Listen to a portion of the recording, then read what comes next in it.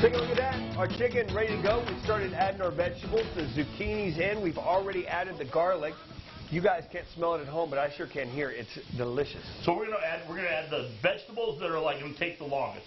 So obviously the zucchini, we'll put some red onion in here. Now with the tomatoes and the mushrooms, we just want them to saute. What I want the tomatoes to do is get where they're hot so they get ready to burst. So that we put our pasta in there, then it'll be all together and it'll kind of start popping as you start eating them. Now, one of the things that I'll tell you about this dish that's really nice is the fact that you're using all fresh ingredients, okay? Now, you don't have to do the balsamic on the chicken. You don't have to do anything. You just do olive oil and garlic if you want.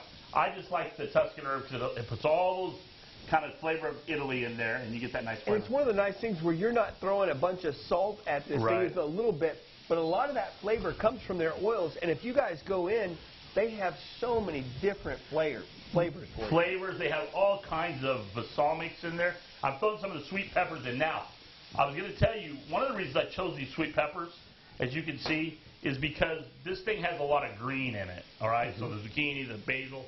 So if we break the color a little bit with the orange and the red, the onion, onion, and then we'll throw some of these tomatoes in, and you get nice little color breaks. See? I see what's happening here? This pan is your canvas. Recently, I was in San Antonio this weekend doing some demo cooking. And one of the things I spoke about a lot was Snickers being the #1 candy bar in America because of the texture of a Snickers. Like, people like to bite down and get that soft, all the way down to the nougat, get the peanuts in there.